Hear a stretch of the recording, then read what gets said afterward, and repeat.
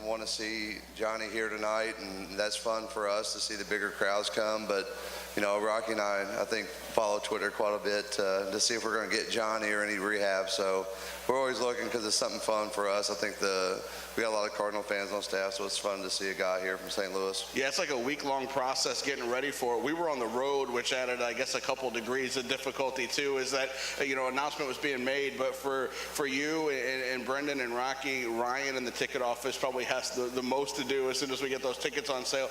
What's that like on the inside as you guys are getting that ready, letting season ticket holders know? Obviously, we're getting a press release ready on our side and doing all the social media stuff, but what are you guys doing down there with tickets when it comes down to a rehab and announcement like that?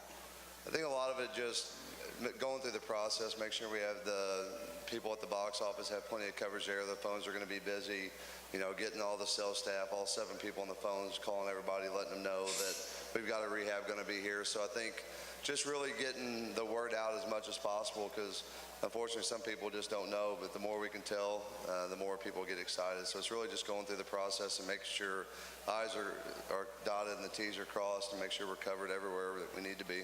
You mentioned your staff with 7 people and an intern and John that are selling and getting stuff ready. You guys had a big weekend going with groups down. We had a lot of people down here doing a whole bunch of different things, whether it was on the promotion side with our great military recognition card set, or with you guys and the dream teams, the first pitches, the high five tunnels, all of that. Which of those things have you seen has kind of been the most popular? I think our most popular thing is really our suites and our party decks, but we're starting to see a lot of movement on the Field of Dreams, the high five tunnel.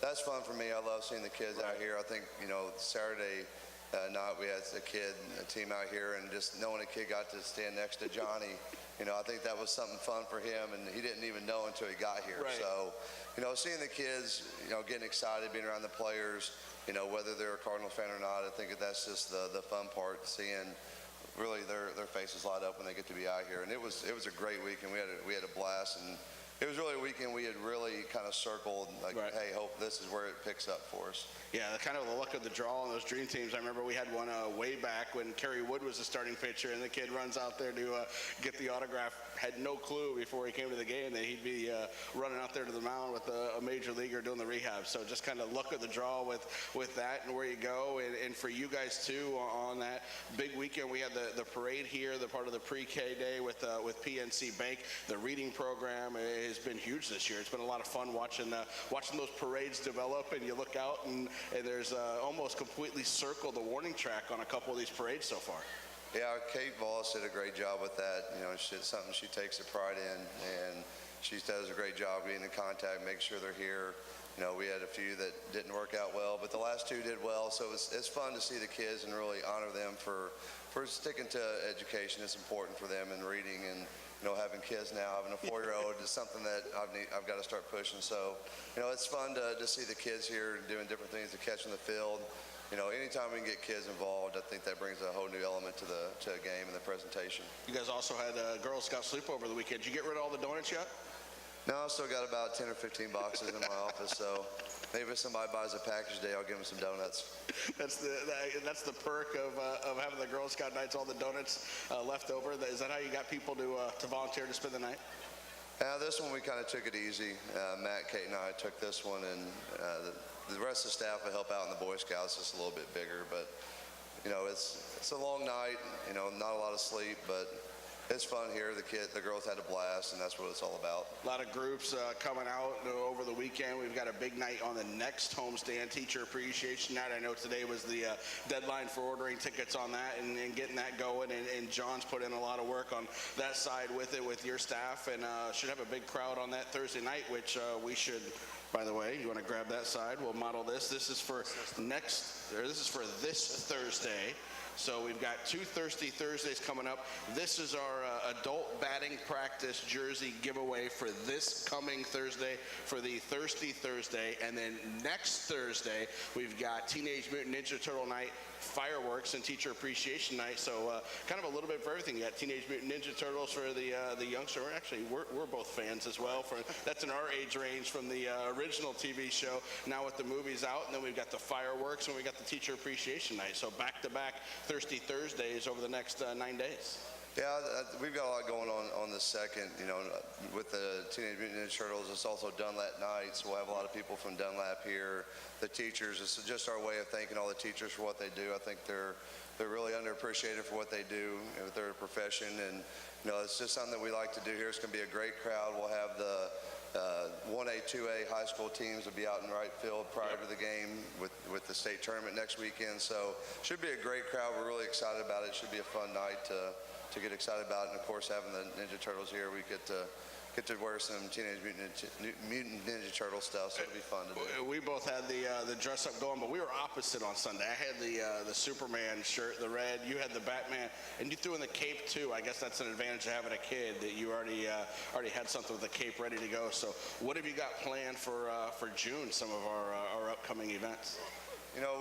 We talked a little bit earlier, I think with the Teenage Mutant Ninja Turtle, again, it pays to have a kid. Yeah. He's got some stuff at home, a mask. That you can borrow? Yeah, it might disappear for a couple of days.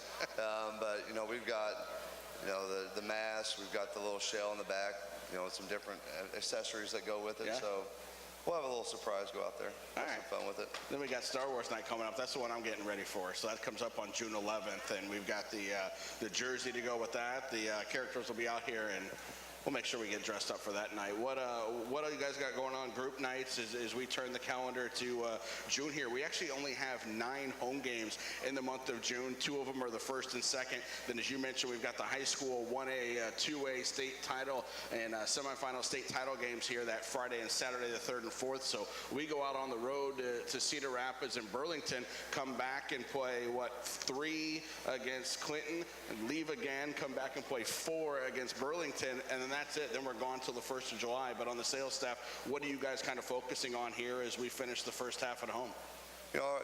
We kind of looked at July. Usually July is a good weekend for us. The 2 weekends in July would be big. We've already got the 10th and 11th. I think our suites are sold out. The 17th suites are sold out. So party decks are sold out on the weekends, almost the rest of the year. So we're really focusing on getting a lot of the other party areas out here, but the 18th is Faith and Family. We'll have the post-game concert, so that's really a lot of our focus right now. I've got 4 guys calling just about every church in about a 90-mile radius to see how many we can get out here for that day. So it should be a lot of fun.